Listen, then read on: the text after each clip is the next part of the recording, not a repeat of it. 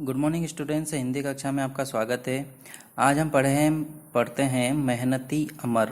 मेहनती मतलब मेहनती जो अमर है वह बहुत मेहनत परिश्रम करता था, उसकी ये कहानी है। शिवपुर गांव में अमर नाम का एक अनाथ बालक रहता था। अनाथ मतलब उसके वह अनाथ था, उनका कोई भी नहीं था, माता पिता परिवार नहीं था। अमर बचपन से ही इतना स्वाभिमानी था कि वह अपनी आवश्यकताओं के लिए कभी भी दूसरों पर निर्भर नहीं रहता था। मतलब जो भी उसकी आवश्यकता, जो भी उसको कार्य हो करना पड़ता था वह स्वयं ही कर लेता था, किसी पर निर्भर नहीं रहता था। उसने सदैव मेहनत करके अपने लिए खाने पीने और रहने की व्यवस्था की थी। उसकी मेहनत को देखकर गांव के सभी लोग उसकी प्रशंसा करते हैं। मतलब वह मेहनत इतनी करता है कि वह अपना स्वयं का पालन पोषण कर लेता है और किसी दूसरों पर निर्भर नहीं रहता है। इस कारण से गांव वाले उसको क्या करते हैं, उसकी प्रशंसा करते थे। अमर जब बड़ा हुआ तब गांव वालों ने उसे राजा के यहाँ नौकरी करने की सलाह दी। जब वह बड़ा हुआ तो गांव वालों ने उसे क्या सलाह दी, क्या कहा कि आप राजा के यहाँ नौकरी कर लीजिए। गांव वालों की बात सुनकर अमर ने भी राजा के यहाँ नौकरी करने की सोची और राजधानी जाने का निश्चय किया। राजधानी जाने का क्या किया, उन्होंने निश्चय किया। किंतु उसके सामने एक समस्या थी कि राजधानी जाने के लिए उसके पास पर्याप्त धन नहीं था। उसके साथ एक समस्या थी, उसके पास पैसे नहीं था। तभी अमर ने इस समस्या से निकलने के लिए एक तरकीब सोची और दूसरे ही दिन वह राजधानी की ओर रवाना हो गया। रास्ते में अमर लोगों की सहायता करता जाता, जिसके बदले उसे खाने के लिए रोटी और रहने के लिए ठिकाना मिल जाता, मतलब घर मिल जाता। इस प्रकार महीने भर की यात्रा के बाद वह राजधानी के बाहरी हिस्से में पहुंच गया। थकान के कारण उसे जोर से प्यास लग रही थी। तभी उसकी दृष्टि एक औरत पर पड़ी जिसके सिर पर पानी का घड़ा था। क्या था सिर पर? पानी का घड़ा। उसने उस औरत से कहा, माँ, मुझे बड़ी प्यास लगी है, थोड़ा सा पानी पिला दो। औरत ने पानी पिलाते हुए प्यार से पूछा, बेटा तुम कौन हो और कहाँ से आए हो? उन्होंने पूछा। अमर ने उसे राजधानी आने का अपना उद्देश्य बता दिया। उन्होंने पूरा उद्देश्य बताया कि मुझे राजधानी में राजा के यहाँ नौकरी करने के लिए मैं आया हूँ। तब उस औरत ने कहा, तुम मेरे साथ चलो, मेरे पति राजा के हाथियों की देखभाल करते हैं, वे तुम्हें राजा के यहाँ नौकरी अवश्य दिला देंगे। उस औरत के जो पति थे वह उसी राजा के यहाँ हाथी की देखभाल करने के लिए था। तो वह बोले कि मेरे पति आपको नौकरी दिला देंगे। अमर को भला और क्या चाहिए था, वह खुशी खुशी उस औरत के साथ उसके घर चला गया। दूसरे दिन वह महावत के साथ राजमहल पहुंचा। वहां बहुत से हाथी थे। अमर भी महावत के साथ हाथियों की देखभाल का काम करने लगा।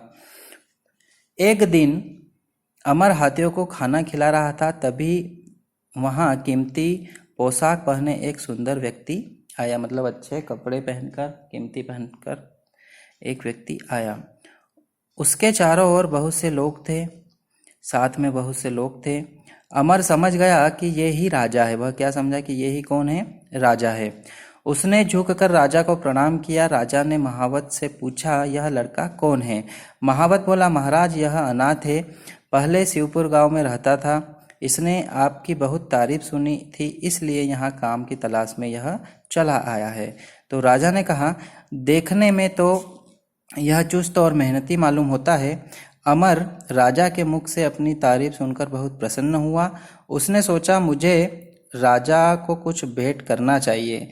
उसकी जेब में 1 रुपया था। उसने वह रुपया निकालकर राजा के सामने पेश किया और बोला, महाराज मेरी यह तुच्छ भेंट स्वीकार कीजिए। राजा अमर की इस विनम्रता को देखकर बड़ा प्रसन्न हुआ। राजा ने कहा, इस रुपये को तुम मेरी तरफ से अपने पास रखो और इसका सही उपयोग करो तो मुझे बड़ी खुशी होगी। अमर ने सोचा, इस महंगाई में 1 रुपये के बदले मुझे क्या मिलेगा, लेकिन मुझे इसे समझदारी से खर्च करना है। ठीक है, उसने सोचा, उसके पास 1 ही रुपया था। उसने क्या सोचा कि इसको मुझे समझदारी से क्या करना है, खर्च करना है। उस समय अमर तय नहीं कर पा रहा था कि वह इस रुपये से क्या खरीदे। अगले ही दिन सुबह वह महावत की पत्नी के साथ किसी काम से बाजार गया। तभी उसकी नज़र एक दुकान पर पड़ी जिसमें फलों और सब्जियों के बीज बिकते थे। किसके बीज बिकते थे? फल और सब्जियों के।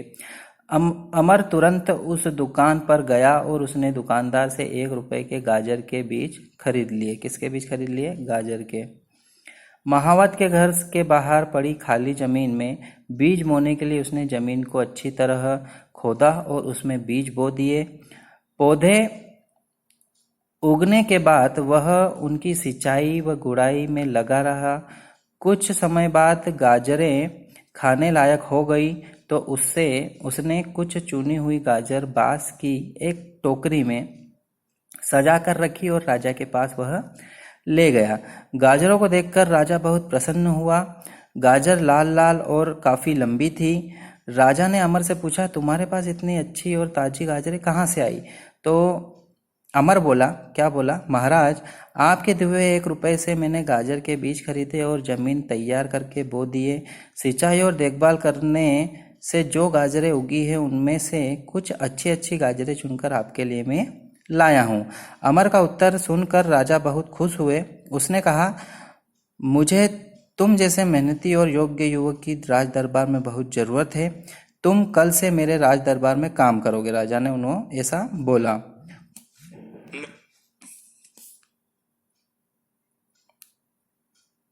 राजा ने अपने सेवकों को आदेश दिया, ये गाजरें रसोई घर में पहुंचा दी जाए और दोपहर के खाने में परोसी जाए। दूसरे दिन से ही अमर राजा के दरबार में काम करने लगा। वह मेहनत से काम करता और सदैव प्रसन्न रहता। राजा और उसके दरबारी उससे बहुत खुश थे। दिनों दिन राजा का विश्वास उस पर बढ़ता गया, दिनों दिन बढ़ता गया। अंत में राजा ने उसे अपना अंगरक्षक बना लिया, मतलब उसका बॉडीगार्ड, अंगरक्षक, उसकी रक्षा करने के लिए उसको बना लिया। इसलिए इस पाठ से हमको क्या शिक्षा मिलती है कि व्यक्ति को हमें हमेशा अपनी मेहनत और परिश्रम से ही काम करना चाहिए। जितनी हम मेहनत करेंगे उतने ही हमारे कार्य क्या होंगे? सफल होंगे और हमें सफलताएं प्राप्त होगी और लोग हमसे प्रसन्न रहेंगे। धन्यवाद।